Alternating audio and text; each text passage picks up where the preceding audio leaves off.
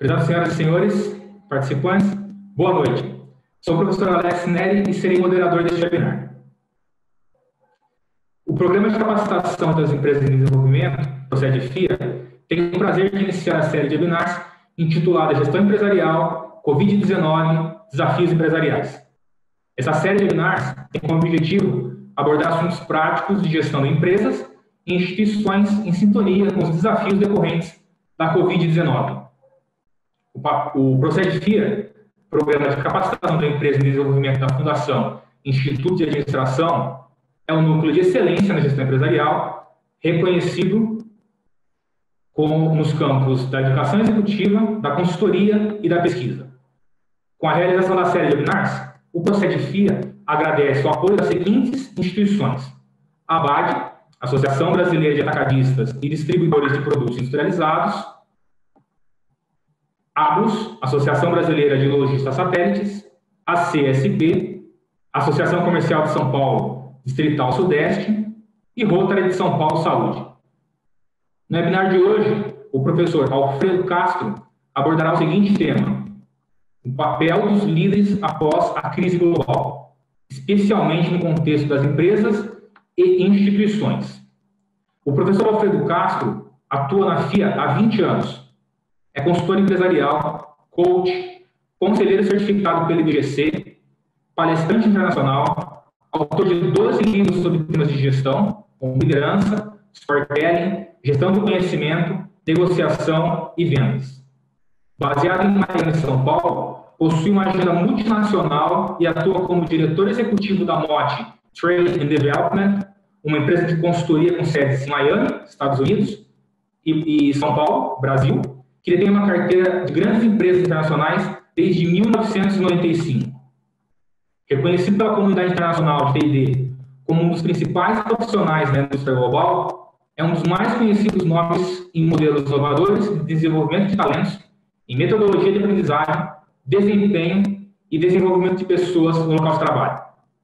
Com 35 anos de experiência profissional, já atuou para mais de 120 empresas em mais de 25 países, localizados na Ásia, África, Europa e Américas, além de uma carreira de sucesso como executivo, com destaque para a posição de diretor internacional. Possui experiência como coach de executivos, conselheiro e trabalha em programas empresariais em todo o mundo, em 13 idiomas. Este webinar terá duração de 60 minutos e será dividido em duas partes. Na primeira parte, o professor Alfredo Castro apresentará durante 45 minutos o tema O papel dos líderes após a crise global, focalizando os desafios das empresas e instituições. Na segunda parte, os participantes terão 15 minutos para fazerem suas perguntas. Com a palavra, o professor Alfredo Castro. Bom, gente, muito boa noite. Professor Alex Neri, é um prazer estar aqui com você, ser apresentado por você. Muito obrigado ao professor Almir, a toda a equipe que propicia esse momento fantástico aqui. Gente, realmente hoje eu tenho para todos nós aqui um momento de reflexão e que sinceramente, eu gostaria que a gente parasse um pouco, respirasse um pouco e pensasse, refletisse um pouco sobre o nosso papel. E quando a gente fala num ambiente de gestão empresarial, é claro que a gente coloca o foco inicialmente na liderança nas organizações, sejam elas públicas, privadas, de diversos tamanhos, empresas assim que enfrentam esses desafios já que a gestão nos convida. Mas isso é que é gostoso. No entanto, nós todos estamos muito impactados com esse momento. Então, a pergunta ela tem muito a ver. Quer dizer, o que a gente pode fazer para decifrar, né, esse algoritmo, para entender como é que a gente, de verdade, pode pensar, agir, planejar e entender qual é o nosso papel. O papel do líder, principalmente após esse momento aí de turbulência que foi efetivamente uma turbulência e um momento extremamente especial, e que a gente sabe que nesses momentos especiais nós conseguimos criar, nós conseguimos improvisar, nós conseguimos demonstrar, quem sabe, nossos valores mais bonitos, não é? Então, eu gostaria de começar olhando bem aí nos teus olhos. Se você quiser, pode desligar assim tudo que tem ao seu redor. E eu gostaria que você me acompanhasse aqui com algumas palavras. Essas palavras, elas têm a ver com o novo papel de todos nós nesse futuro. Aprendi, por exemplo, que a paciência é a preciosa virtude que nos faz vencer os mais terríveis obstáculos. Quando a possuímos, a paciência, recebemos instrução sem aborrecimento e sacrifícios, como quem passeia pelos campos, com o espírito aberto a todas as impressões da natureza. Ah, natureza maravilhosa! As noções, assim, se fixam no espírito, impelindo-o para grandes reflexões. Saber é poder. Mas eu digo que saber é mais. Saber é ser feliz. Ter conhecimentos extensos e profundos é saber discernir o bem e o mal, separar as coisas nobres das coisas vis e, portanto, saber achar a felicidade. Ter conhecimento da cadeia de pensamentos e fatos que assinalaram as várias etapas da humanidade em marcha é perceber e entender as pulsações da alma através dos tempos. Quem nega o prodigioso esforço da humanidade para atingir a perfeição definitiva é verdadeiramente surdo às harmonias da história e da vida. Eu inicio essa nossa live com um texto da Helen Keller, que foi uma escritora, uma conferencista, uma mulher que nasceu nos Estados Unidos da América e foi a primeira pessoa surda, cega, da história a conquistar um bacharelado nos Estados Unidos em filosofia. Então, o que ela nos traz, acho que tem muito a ver com o que a gente vai trabalhar hoje. É muito importante que a gente entenda que quando a gente está, assim, buscando, procurando, entendendo como é que a gente pode, de fato, olhar por esse telescópio, né, para ver o que a gente pode empreender, planejar, fazer. Qual é o nosso papel? Após essa crise global, como é que nós vamos reagir? Como é que nós vamos atuar? Será igual? Alfredo, será que nós estamos assim criando toda uma celeuma sobre o novo normal, sobre uma liderança completamente nova? Será que o mundo será realmente esse mundo completamente novo que nós estamos vendo? Eu vou, em 40, 45 minutos, trocar com você algumas coisas que eu venho pensando, pesquisando e aprendendo com muitos alunos, com muitos mestres, com muitos amigos e professores. A gente precisa entender o que nós queremos agora. O que a gente pode fazer? Então, eu vou dividir essa minha participação e depois eu quero responder a perguntas de vocês, né?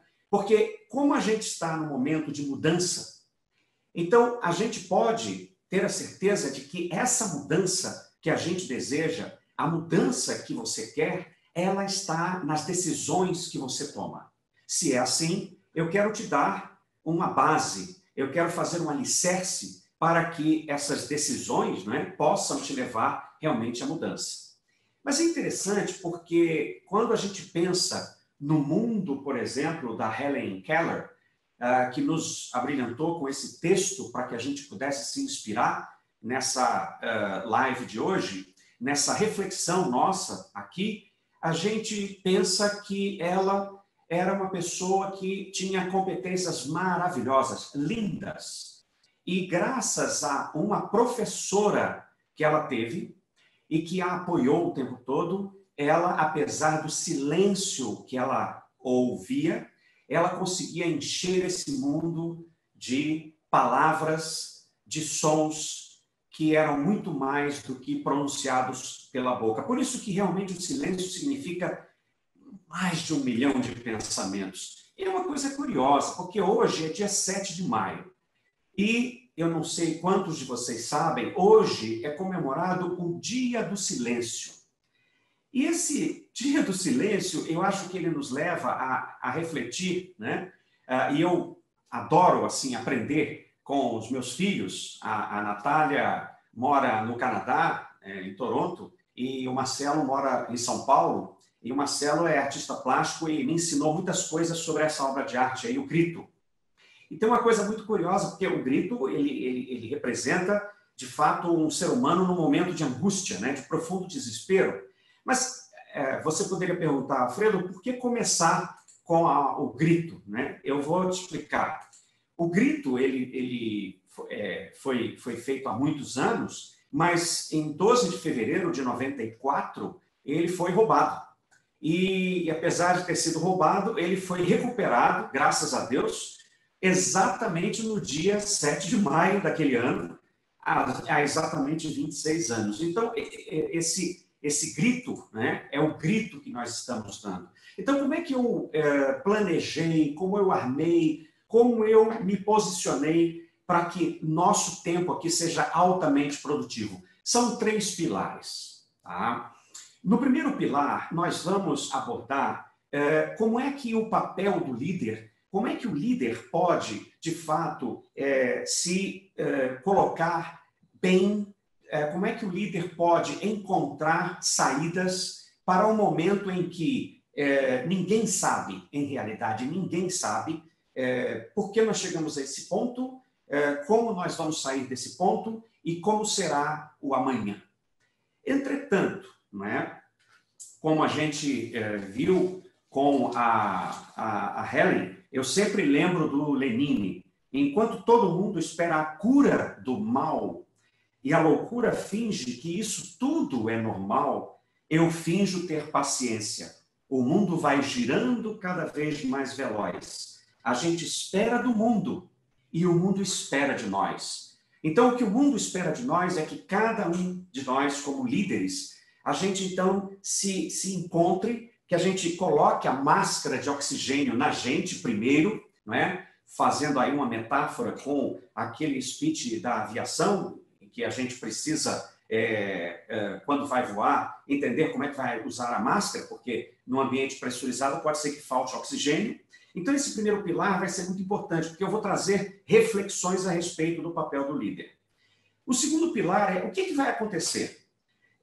Quais são os elementos que vão nos mostrar que a gente, de fato, pode e deve ser um líder diferente? E aí você vai me acompanhar nesse ponto, vamos ver se eu tenho razão em alguns pontos de vista e eu fico aberto às perguntas no final. E o terceiro elemento, que são as dicas, né? O que efetivamente nós vamos poder fazer na prática.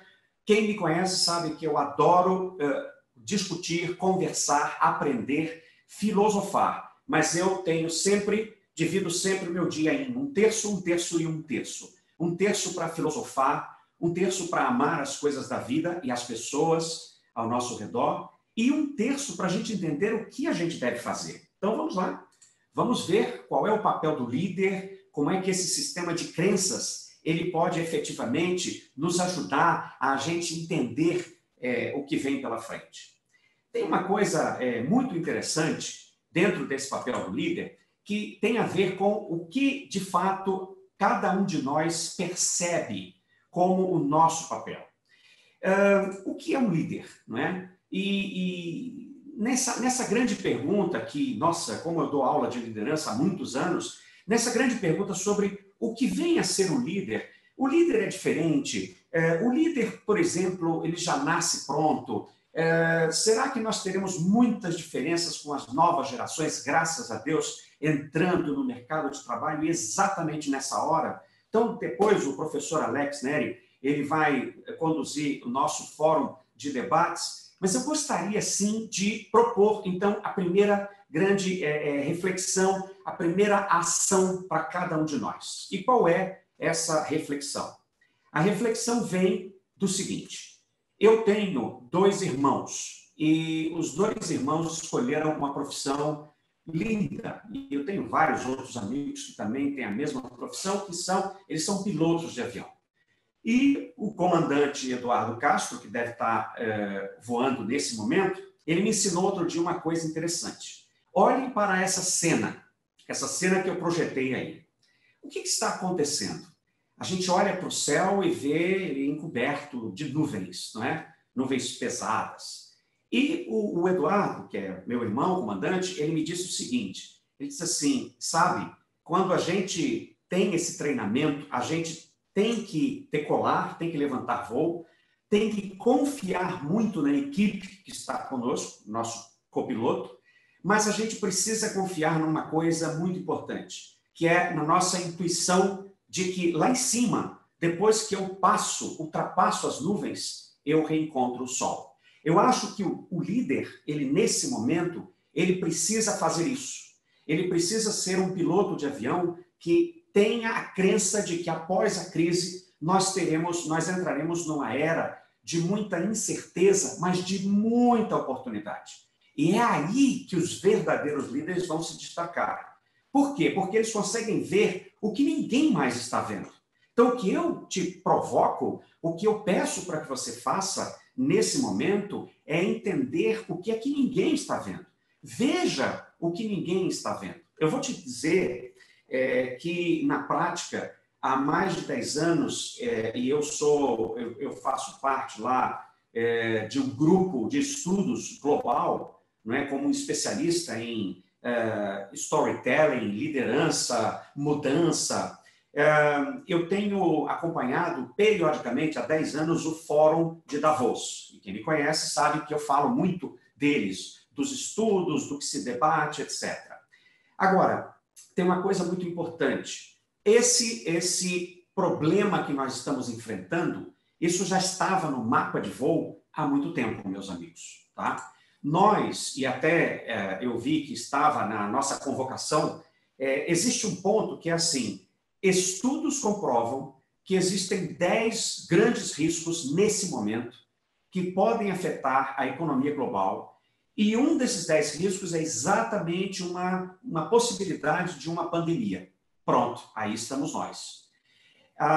Eu não quero que você escute isso com um sentido de negatividade, de jeito nenhum. Eu quero que você entenda que nós, quando estamos entendendo, ou percebendo, ou analisando, ou estudando o que o líder deve fazer para o futuro, de fato, existem dados concretos que nos levam a acreditar que nós estamos entrando numa nova era, sim, e essa nova era, ela vai exigir muito mais das organizações, das empresas. Então, a pergunta é, qual é o nosso papel? Não é? Qual é o nosso papel? Então, eu gosto muito de focalizar que o papel de um líder é ele ter pelo menos 3 coisas muito claras e muito edificantes. Primeiro, ele precisa gostar dele mesmo. Ele precisa ter coragem e capacidade para dizer assim, interessante, eu se fosse um liderado, eu gostaria de reportar para mim, eu gostaria de ser liderado por mim. E nos meus anos de profissão, como consultor, conselheiro, enfim, como líder também, como diretor de empresas, e eu lidero equipes nesse momento, aqui no Brasil e fora, nos Estados Unidos, onde eu também moro, não é? É muito desafiador você imaginar que você tem que o tempo todo estar reciclando. Então, pare e pense. Primeira pergunta, você como está? Como é que você percebe o teu papel? Como é que você tem coragem de identificar e listar pelo menos 3 grandes coisas que vão continuar do jeito que estão? Então, a gente vai buscar resultados, a gente vai continuar, por exemplo, planejando, a gente vai continuar dando feedback, fazendo coach, orientando os nossos liderados. Mas quais são as 3 coisas, quais são os 3 elementos, quais são os 3 comportamentos que a gente tem que buscar, que não é feito hoje em dia, que não são feitos nem realizados hoje em dia e que serão fundamentais no futuro? E eu te digo, como produto de uma reflexão, e a lista pode ter mais de 3.000 itens, mas pelo menos te digo, inteligência artificial, tecnologia e muita conectividade, muita rede, muito networking. Então essa é a primeira grande pergunta sobre o nosso papel. A segunda pergunta é a segunda parte, quer dizer, a primeira é você entender como você é entender como você está, é entender como você se posiciona. A segunda é a tua capacidade de transmitir transparência. Atenção, transparência não é dizer tudo para todos. Transparência é adequar o teu discurso, a tua narrativa, as tuas histórias, não é? O teu storytelling. E storytelling também é fundamental como conhecimento para o líder nesse novo momento. É importante que você entenda para quem você está dizendo alguma coisa. Então, essa transparência, ela é vital porque o nosso papel, ele fica muito mais facilitado quando a gente, de fato e de verdade, quando a gente entende a transparência. Agora, tem uma outra coisa, que é um terceiro elemento do nosso papel, nós como líderes, é muito importante que você, de verdade, se coloque como um líder servil, como um líder a favor da sua equipe, como um líder que, de fato, está ouvindo, escutando, percebendo. Isso não é novo, mas isso vai ser mais necessário agora, depois da crise. E por quê? Então, vamos lá. Vamos prosseguir, então, e entrar além do nosso papel. Eu gostaria que a gente pudesse teorizar aqui uma coisa muito interessante. Você está vendo essa imagem. Poxa, o que é que nós absorvemos dessa imagem? Primeiro, ela é linda, né? Eu estou vendo aí a vida, uma vida brotando, mas de um terreno realmente difícil, árido. Então, eu estou falando de resiliência.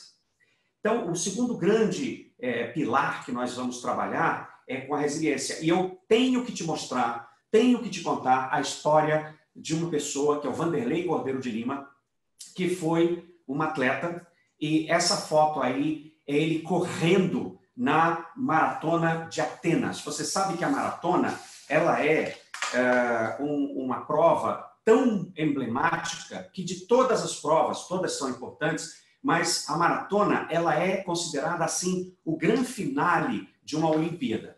Está aí ele correndo, e eu queria te dizer que era 80%, 85% da corrida de 42 quilômetros, ele com esse número emblemático, 1, 2, 3, 4, tá? Na altura do quilômetro 35, faltavam 7 quilômetros, somente 15% da prova para ele chegar, e aí ele tinha 20 a 30 segundos de diferença do segundo colocado, e aí ele foi, e você já sabe, se você se recorda dessa história, ele foi visto por todo o estádio olímpico. Isso é importante que eu te conte, porque o estádio olímpico, ele é importante essa final da maratona, por quê? Porque todo o estádio olímpico fica vendo o que acontece na prova, porque nos 42 quilômetros, então, eles correm na rua, né? E aí, então, eles entram para a última volta no estádio olímpico. E todo mundo estava vendo o Vanderlei na frente. Aí, o que acontece? Faltando, então, 15%, nós temos este episódio.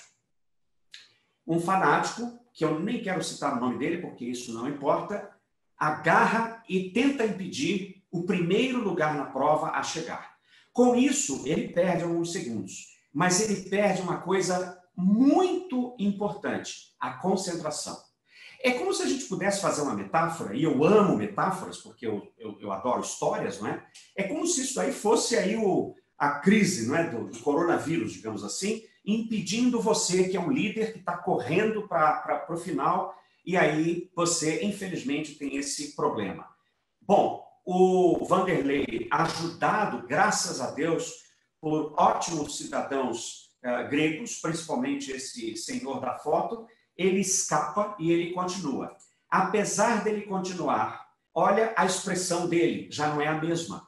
Então, ele, de qualquer maneira, ele está em primeiro e é ultrapassado por dois concorrentes. Entretanto, gente, o que acontece? Ele, quando entra, veja bem, eu estou falando de um atleta olímpico que está realizando o sonho da sua vida. Ele está em primeiro lugar, ele vai ganhar a medalha de ouro na prova da Olimpíada, que é a especialidade dele, mas ele sofre um revés que não é culpa dele, então é uma interferência que vem de fora, mas olha como ele entra no estádio.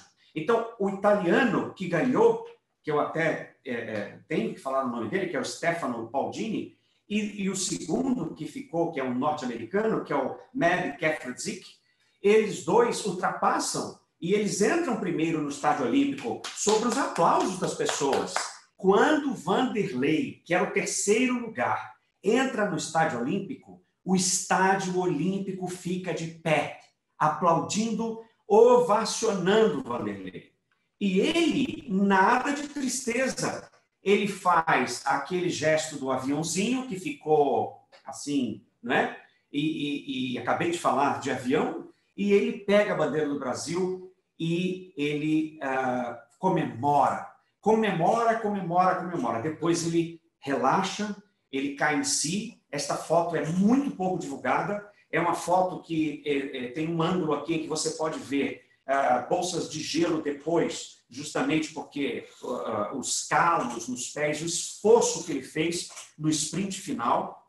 E aí, então, está ele no pódio. Você vê o italiano ganhando a medalha de ouro, o americano, os dois merecidamente, porque correram muito bem, o americano ganhando a medalha de prata, e o Vanderlei com a cara, com o rosto de felicidade, porque havia chegado, havia completado o seu sonho.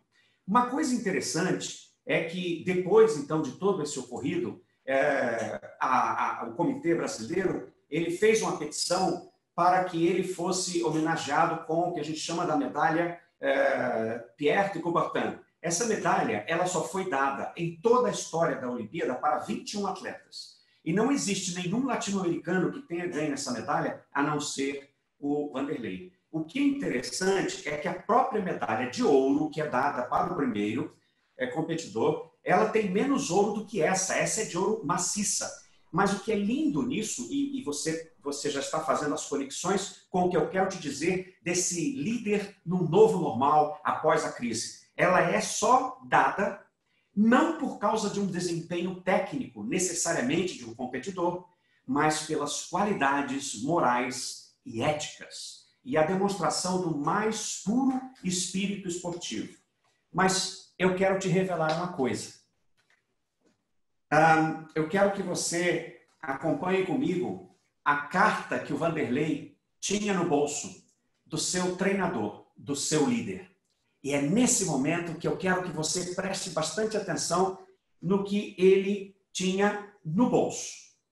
O Ricardo D'Angelo escreve uma carta porque não pode ir aos jogos e os dois treinaram a vida inteira e ele dizia o seguinte na carta: Vanderlei, lembre-se da forte subida no quilômetro 30. Se você estiver se sentindo bem, arrisque. Porque se não arriscar, você nunca vencerá. Vejam a influência de um líder sobre um liderado. A minha confiança em você é imensa. Então, vamos lutar pelo objetivo com que sonhamos há tanto tempo. Não importa o que aconteça no fim. Lembre-se de que você sempre terá a minha amizade e confiança. E também lembre-se de que eu o admiro pela pessoa maravilhosa que você é. Então, Vanderlei, boa sorte e vamos tomar uma cerveja juntos depois da corrida. Lindo! Então, a gente deduz que, de fato, os grandes líderes, eles são assim. Eles têm transparência, eles cuidam deles, eles têm propósitos, mas eles têm uma atenção, eles geram um ambiente de confiança, eles conseguem engajar os seus liderados. Nunca em nenhum momento, desde que nós tivemos a Revolução Industrial para cá, nós todos que somos apaixonados pela gestão empresarial, nunca nós precisamos tanto dessas competências de um líder. E te digo mais, é muito importante que nós tenhamos em mente que o exemplo aí do Vanderlei, ele se multiplicou. E esse também é um outro atributo que eu vou falar dos líderes depois da crise, que é a sua parte, o seu papel como, você pode chamar do que quiser, professor, educador, ensinador, digamos assim. Essas são fotos do Vanderlei, de todos os atletas olímpicos brasileiros que nós tivemos. Ele foi o escolhido para acender a tocha olímpica no Maracanã, quando nós tivemos a Olimpíada no Brasil, a Olimpíada do Rio de Janeiro. Então, assim, é importante que a gente entenda que o principal objetivo da resiliência não é de restaurar, digamos assim, o passado, tá? Mas propiciar condições para dar um salto para frente. É muito importante que a gente entenda que, de fato, o que nos move não é de verdade assim só os objetivos, os nossos propósitos, né? Então, assim, resiliência é a capacidade de recuperar-se de situações de crise, de aprender com ela. Então, daí a oportunidade. Nós temos que aprender com essa crise. O que está faltando? As inseguranças que você tem, todos estão tendo. Às vezes, nós líderes nos sentimos assim, sabe? Outro dia eu estava dando uma aula para um MBA, nosso MBA internacional, e fiz uma pergunta, né? O que será dos líderes nesse momento? E aí um aluno disse assim, olha, eu acho que hoje o líder está nu. E eu percebo que sim, claro, que simbolicamente, a gente quer dizer metaforicamente. Mas o que é estar nu? Estar nu porque você não tem assim, subterfúgios, você não tem nada o que te proteja, porque a crise está aí. Então, gente, capacidade de recuperar-se de situações de crise e aprender com ela é a resiliência. Nós precisamos ter mais investimento, ter a mente flexível, o pensamento otimista, com metas claras e a certeza de que tudo passa. A resiliência é um conceito engraçado porque ele é desenvolvido inicialmente na física. Ela significa a capacidade que o indivíduo tem em lidar com situações adversas, superar pressões, obstáculos e problemas e reagir positivamente a eles sem entrar em conflito psicológico ou emocional. Pois foi isso que o Vanderlei mostrou. Exatamente isso que ele mostra. Quando ele, apesar de ter sido extremamente injustiçado na sua carreira, literalmente, para o seu desempenho, ele dá a volta por cima, ele supera a crise, vai em frente. Mas o que tinha por trás? A carta, a mensagem do líder dele, do treinador dele, que sempre acreditou nele. E uma coisa muito bonita que eu acho na carta, que é assim, não importa o que aconteça no fim, lembre-se de que você sempre terá minha amizade e confiança, e também lembre-se de que eu o admiro pela pessoa maravilhosa que você é. Poxa vida. Essa história, e através das histórias a gente narra, envolve, consegue dar um pouco assim de cores, não é? Ao que a gente pode chamar do novo líder. Gente, se posicione, acredite mais. Olha, eu sou uma pessoa que a minha primeira formação foi engenharia. Eu tenho uma formação em exatas, né? Outro dia eu estava falando com o Fernando Arena.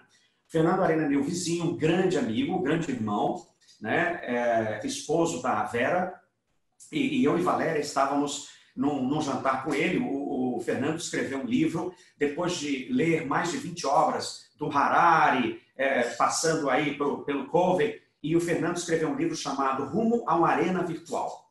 O Fernando teve uma visão, que é aquela visão do aviador que eu falei, do ver além das nuvens. O Fernando propõe que a gente tenha como líder um papel de criar novas redes, de despertar essa participação e despertar esse sentimento nas pessoas, de dizer assim, eu confio em você, meu liderado, confie em mim, não é? É uma coisa interessante e bonita, porque, de fato, quando você pratica a resiliência, você vê que uma pessoa resistente é aquela que segura as pontas. Mas uma pessoa resiliente é aquela que resiste, mas ela aprende com essa vivência. Então, quais são as boas práticas de resiliência? Ter habilidade, por exemplo, de manter o seu propósito enquanto você se adaptar a novos métodos e procedimentos, né? E uma coisa fundamental que eu quero te falar, que está dentro aqui do meu inventário do que o líder deve fazer nessa nova economia, nesse novo normal. É o seguinte, chama-se eu tenho que ser um educador. E essa história de ser educador, ela já vem sendo mencionada, né? Há muitos anos, o reitor de Harvard, Derek Bock, ele falou o seguinte: se você acha a educação cara, experimente a ignorância, né?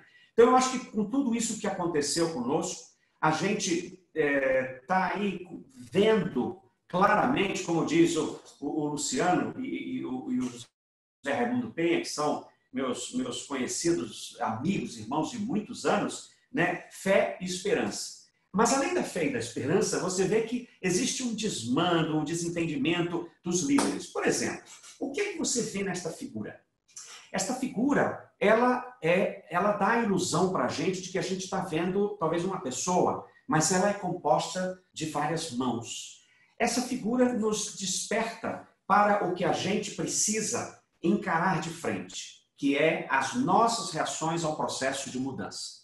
Então, mais uma recomendação para nós líderes. Nós precisamos ser muito bons em gerenciar a mudança. Gerenciar a nossa própria mudança para depois, ou em paralelo, gerenciar a mudança das organizações, das empresas, etc. Bom, em primeiro lugar, a Elizabeth Kubler-Ross, ela fala o seguinte: quando você tem uma notícia, quando você recebe alguma afirmação, alguma mudança, você leva um choque.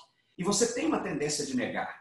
É o que está acontecendo com os líderes que ainda não entenderam que nós estamos acelerando toda a revolução que a gente vem apresentando, gritando, chamando a atenção já há mais de 10 anos. Existe um novo normal, isso não é só moda, não, viu? Existe um novo normal aí pela nossa frente. É como se a gente estivesse entrando numa arca de Noé, né? Lembrando aí para o Fernando Arena mais uma vez, que nós fôssemos salvos pela arca de Noé, porque nós temos um conhecimento e não estamos negando. Nós estamos fazendo isso aqui, olha. Nós estamos saindo fora do medo, evitando essa depressão, né, para justamente alcançar a aceitação depois do processo de negociação. É importante que a gente se dê conta de que toda mudança tenderá a ter esse tipo de curva, né?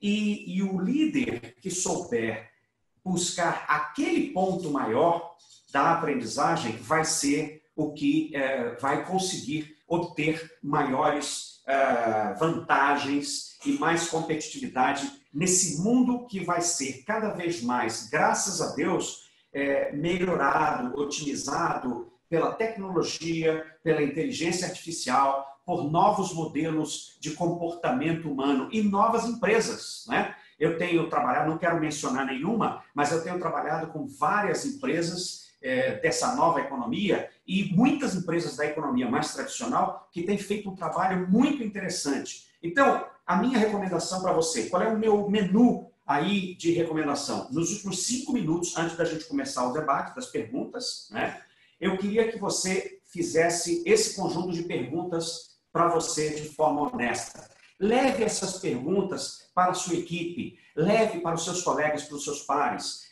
compartilhe isso com a sua família, com seus amigos. Como é que nós lidamos com o futuro emergente? Diante de um cenário disruptivo, que futuro emergente já é possível antever? Que modelos de conexão entre o líder, o time, os seus integrantes, aí pode nos guiar para esse novo momento, para essa nova composição? Como é que nós podemos criar estratégias práticas que nos ajudem a operar a partir do futuro que queremos criar? Então, não vamos entrar na ideia da curva da Elizabeth, que eu acabei de mostrar, da negação, do medo, da depressão. Não! Vamos olhar além das nuvens, vamos entender como é que pode uma pessoa, por conta da sua competência, do seu talento, como o Vanderlei, superar as dificuldades? Como é que pode, por exemplo, uma pessoa como a Helen se formar dentro de um componente assim muito difícil? Então eu queria que nesses minutos finais, antes de abrir para perguntas, a gente refletisse aqui nessas dicas. 1. Seja curioso e pergunte por quê, sempre que você puder. E é importante esse porquê. A gente tem medo do porquê. A gente tem medo de se questionar. A gente tem medo de questionar os outros. Desta forma, nós vamos criar espaço para fazer o impossível virar possível.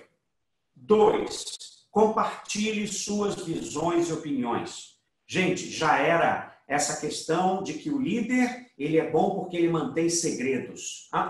Quanto mais você compartilha a tua visão, a tua opinião, mais você é chamado para vários projetos, para vários desafios. Saia fora definitivamente do quadrado, né? A gente está brincando, né? Porque nos novos tempos, saia fora dos limites da tela do seu computador, né?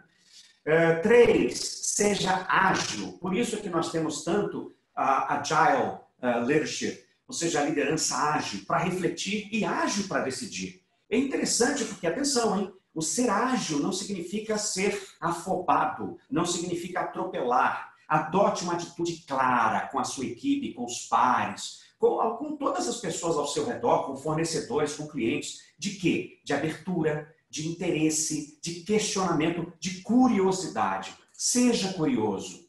4, construa o que eu chamo do seu banco de inteligência, tá? Saiba conectar, unir determinados dados, informação, conhecimento. É muito interessante. Agora, atenção, hein? As pessoas vão criticar você. Calma.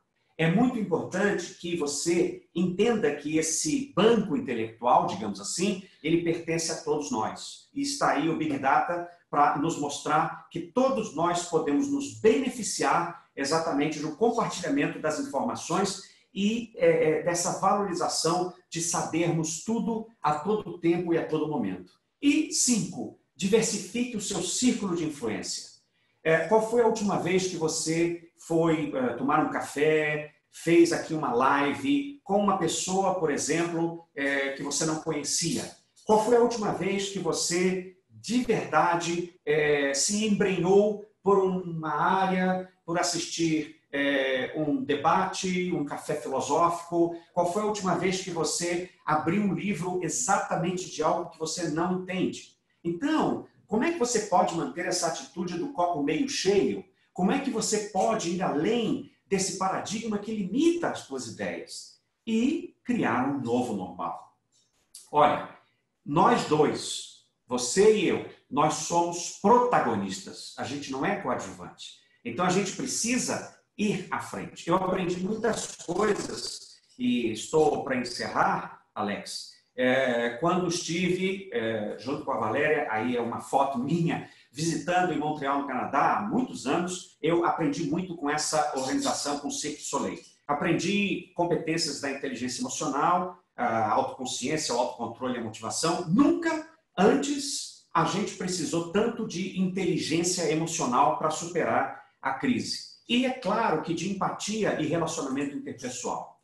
Eu acho que nós precisamos de emoção na liderança. Eu acho que o verdadeiro líder do novo normal, ele é aquele muito bom tecnicamente, é aquele que conhece racionalmente as suas tarefas, para onde vai, mas é aquele que também valoriza as histórias, valoriza o storytelling, valoriza o engajamento das pessoas, valoriza a emoção de ser, de fazer, como, por exemplo, o técnico do Vanderlei. Então, é dessa forma que eu encerro. 1, saiba o que você vai falar para os seus liderados. 2, seja direto. Seja direto. Se você quer dizer assim, olha, não sei o que vai acontecer semana que vem, diga, mas veja qual é a maturidade da pessoa. Preste atenção no outro, como ele reage, como é que ele está respondendo às suas demandas, como é que ele está também pensando no papel dele nesse novo normal. Cuidado com a sua percepção, com os pré-julgamentos. Olha, julgar é um verbo importantíssimo para a nossa sociedade, mas que às vezes nos atrapalha muito. Cuidado com a linguagem que você vai usar, porque as pessoas têm diferentes significados para as mesmas coisas. Então vamos entender qual é o nível de encaixe. Agora, uma coisa fundamental, gente, o bom humor, aposte no bom humor, porque a gente precisa rir, a gente precisa curtir a vida. Use storytelling e a emoção a seu favor. Entenda um pouco mais do que eu estou dizendo. Vá buscar. O que significa esse negócio de storytelling? O que significa isso de contar histórias, de ter mais narrativas, de se apropriar das tuas metáforas? E 8, tem que ser exagerado. Preste atenção no outro, tá? Então, dessa forma, gente, eu me coloco aqui à disposição do professor Alex Neri para que a gente possa responder e debater um pouquinho, refletir sobre as perguntas que vocês foram fazendo ao longo aí dessa nossa reflexão. Então, pilares, papel do líder, o que vai acontecer e as dicas. Cumprimos, então, a nossa agenda mínima. Professor Alex, pode abrir o seu microfone, por gentileza, e venha nos brindar aí, brilhar com a sua condução, com a sua facilitação nesse debate. Por favor. Primeiramente, parabéns, professor, sempre brilhante e eloquente nas suas colocações. Parabéns pela apresentação. A primeira pergunta que chega é a seguinte: quando o papel do líder é sufocado pelo autoritarismo da camada de cima, e este não consegue exercer seu papel, acha que já passou da hora de sair da empresa? Opa! Muito boa pergunta. Gostei dessa pergunta. Gente, deixa eu falar já uma coisa. Eu não disse para você que a gente tem que ser direto ao ponto. O autoritarismo não vai desaparecer na nova economia, tá? Porque haverá até mais desespero de sabe? Desespero de alguns líderes. E eles, no desespero, eles vêm e pá, eles fecham. Então, aí eu acho que a gente precisa parar de ser a vítima, né? Eu, por exemplo, na minha carreira, na minha vida, eu tive promoções maravilhosas, mas eu tive também decepções. Não vou contar aqui, mas eu já fui, por exemplo, demitido numa situação absurdamente injusta. Depois, inclusive, essa pessoa que me demitiu tentou entrar em contato comigo para me recontratar, mas já era tarde. Não quero entrar em detalhes aqui. Então, eu acho que sim, a pergunta dessa pessoa foi muito inteligente, porque essa pessoa já deu a resposta. Eu acho que a gente precisa entender que, como protagonista que somos, se você não está satisfeito naquele ambiente, muda. Vamos lá, muda para melhor. Existe mundo lá fora, tá? Agora, a gente não vai se livrar do autoritarismo não, tá? O autoritarismo continuará. O que acontece é que os líderes somente autoritários, eles estarão cada vez mais afastados dos cargos brilhantes, dos cargos de oportunidade. Vocês vão ver, isso vai mudar muito rapidamente. E outra coisa, eu como tenho também trabalhado muito com os meus queridos amigos da nova geração, como eu e você, né, que temos 30 anos de idade, cuidado, viu? Porque às vezes a gente tem um viés tão legal, de tanta criatividade, mas cuidado para a gente não cair nesse autoritarismo, tá bom? Muito boa pergunta. O que mais, Alex? A segunda pergunta, professor, é a seguinte: o que fazer quando não temos um líder inspirador na nossa organização? Bom, o que fazer quando não temos um líder inspirador? Eu, como equipe, posso passar a inspirar. E se você for sendo rechaçado, busque outras alternativas, né? São várias histórias famosas. É muito importante que você entenda que existem várias pessoas que saíram de organizações muito bem-sucedidas porque achavam que aquilo era o lugar delas, mas elas foram sendo tão rechaçadas e pressionadas e tomaram a decisão correta. Saíram e foram buscar outra alternativa. Agora, antes disso, inspire, converse, se exponha, puxe o seu líder, né? Eu me lembro que eu fui expatriado muito jovem. Então, eu fui trabalhar na Inglaterra, morei em Londres, a minha filha já era nascida, bebezinha, a Natália, e o Marcelo já tinha 3 anos de idade, eu e a Valéria fomos lá e ficamos um período na Inglaterra. E uma coisa que foi muito interessante de aprendizado é que eu respondia para uma líder, uma escocesa, não é? Que ela era muito autoritária, e eu tentava inspirar, sabe, propor coisas novas e ela só me cortava. Até que um dia, não é? Eu consegui entender qual era o ponto dela. Não quero entrar em detalhes, mas quando a gente então se afinou, né, ela depois me disse: poxa, Alfredo, não esperava que você fosse me ajudar a entender como é que eu estava sendo tão, assim, ineficaz no meu papel como líder. Então, vá em frente, inspire os outros, porque isso é contagioso para o bem. Próxima pergunta, professor. Qual a melhor maneira de motivar seu time a buscar soluções, novas alternativas fora da caixa, como o senhor comentou na apresentação? Ok, 3 pontos. Eu acho que a gente, primeiro, precisa entender como é que a gente está, tá? Eu gosto muito dessa metáfora da máscara de oxigênio, né? Você sabe que o oxigênio, e infelizmente aí, justamente essa patologia que nós temos do corona, a questão vai pelo respiratório. A gente só dá valor ao ar, né, que a gente respira, quando a gente não pode respirar, quando a gente tem falta dele. Então, eu acho que o primeiro ponto que um líder precisa é entender qual é esse ar, qual é esse oxigênio.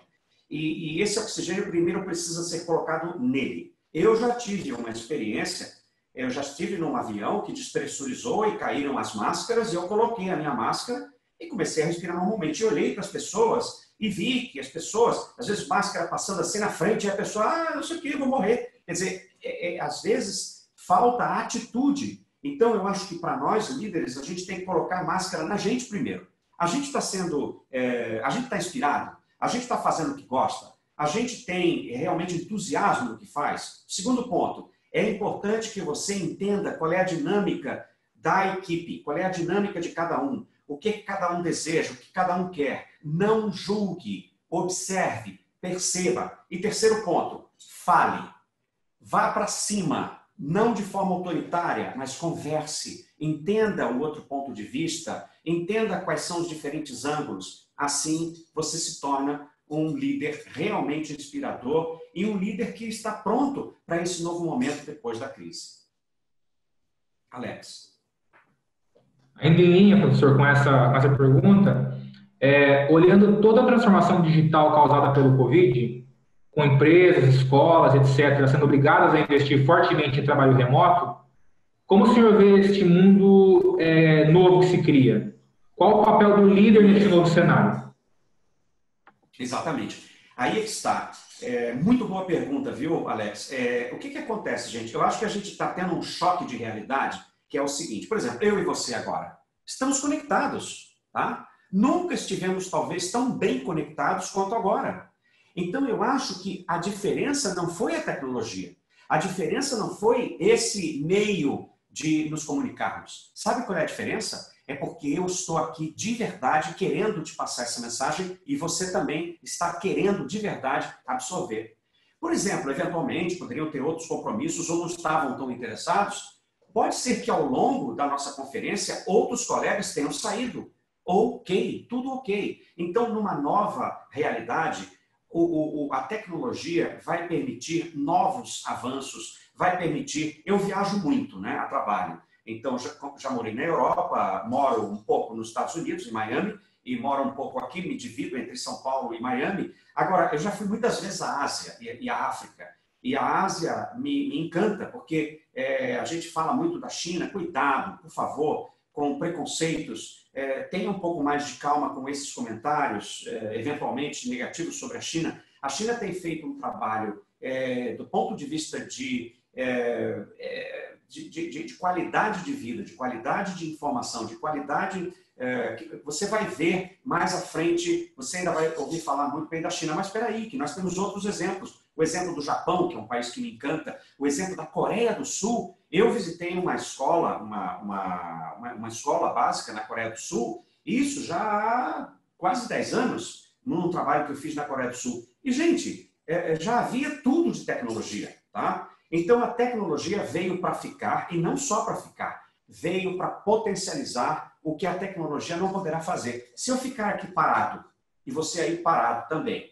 Se você não me ouvir, se eu não falar nada, não vai acontecer nada. A transformação, ela depende do talento humano. A transformação, o que vem por aí, depende mais ainda de nós, seres humanos. Então, a nova educação, no novo normal, numa nova economia, numa nova realidade, ela, de fato, ela vai transcender e vai ser cada vez mais descentralizada. Agora, está dando um verdadeiro revertério, porque os líderes precisavam ver as pessoas ali, ou o professor precisava ver o aluno ali. Eu não preciso ver você para saber que você está interessado. E pode ser que você esteja no ambiente, mas tem uma coisa que ninguém vai penetrar em você, que é nos seus pensamentos. Tá? O que você está pensando, mesmo presente, numa situação em que o teu líder está presente, eu não posso jamais entender e saber de verdade o que você está pensando. Claro que eu posso deduzir pelos teus comportamentos, mas o que é fundamental é que na nova economia nós vamos cada vez mais reproduzir isso que está sendo reproduzido agora. Ó, não vai voltar não, algumas coisas, tá? Agora, a gente precisa entender que, cuidado um pouco, porque o home office, ele é para muitas pessoas, mas existem muitos companheiros, muitos colegas, muitos profissionais, muitos líderes que até têm mais trabalho ainda nessa nova realidade. Então, vamos para ela. É um novo mundo, é um novo momento na educação, é um novo momento da humanidade em que nós precisamos muito mais rapidamente nos reposicionarmos em relação a esses novos valores e ir para frente. Ganharão, sairão na frente aqueles que fizeram como Vanderlei. Porque, de fato mesmo, se eu não tivesse falado para você o nome do primeiro lugar de Atenas, da maratona, e do segundo lugar, você não saberia. Mas todas as pessoas... O Vanderlei é um exemplo mundial. Onde ele vai, aliás, ele vai em julho agora desse ano, ele vai comemorar 50 anos. Então é uma pessoa extremamente respeitada. Por quê? Porque entrou fazendo aviãozinho, apesar de ter tido o grande problema, a grande barreira de ter realizado o seu sonho. É exatamente isso que vai separar o joio do trigo. Os melhores líderes vão entrar fazendo aviãozinho agora nessa nova era. E os novos professores também. Estamos quase no final, mas essa pergunta é interessante. Storytelling e liderança. Pode ser dado algum exemplo? Sim. O storytelling, pessoal, é a arte de utilizar princípios de storytelling, ou seja, princípios em que você faz narrativas, princípios em que você usa metáforas, em que você consegue engajar as pessoas. Eu usei, por exemplo, alguns princípios de storytelling ao longo da minha apresentação e as pessoas que são experts em storytelling, que são apaixonadas por storytelling, perceberam isso. Isso engaja. Então, um exemplo, me recordo de fazer um trabalho para uma companhia muito conhecida lá em Miami, uma companhia japonesa, mas que tem uma sede grande em Miami, e nesse trabalho nós fizemos um seminário de storytelling para os líderes. E eu recebi depois várias respostas de como um determinado líder, não posso dizer o nome da empresa, não quero entrar nesses detalhes, mas do quanto havia mudado o nível de comunicação, de envolvimento. Então, qual é um exemplo concreto de um líder utilizando storytelling? O exemplo é esse, que quando você usa narrativas, você consegue engajar mais e despertar o interesse e inspirar as pessoas que estão trabalhando com você. Eu não posso encerrar antes de lembrar o Braulio Bessa, que é um cearense, como era a minha mãe, né?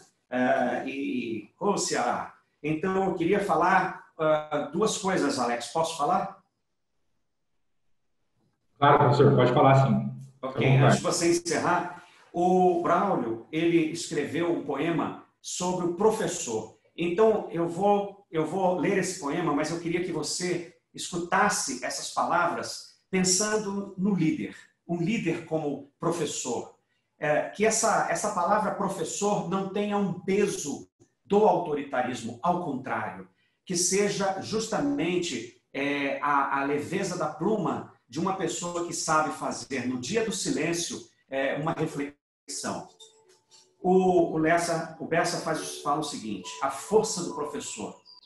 Um guerreiro sem espada, sem faca, sem foice ou facão, amado só de amor, segurando um giz na mão. Claro que é uma metáfora, não é?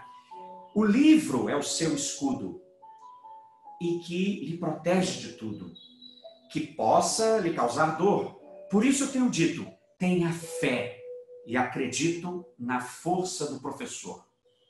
Porém, professor, não sinta vergonha, não se sinta derrotado. Se o nosso país vai mal, você não é o culpado. Nas potências mundiais, são sempre heróis nacionais e por aqui sem valor, mesmo triste e muito aflito, tenho fé e acredito na força do professor. Quem é o professor? Um arquiteto de sonhos, um engenheiro do futuro, um motorista da vida, dirigindo no escuro, um plantador de esperança, plantando em cada criança um adulto sonhador. E esse cordel foi escrito porque eu ainda acredito na força do professor. Obrigado, professor Alex Neri, e obrigado a todos os professores que nos acompanharam. Excelente, professor. Infelizmente, chegamos ao final. Agradecemos a participação das senhoras e senhores no segundo webinar da série Gestão Exponencial Covid-19, Desafios Empresariais.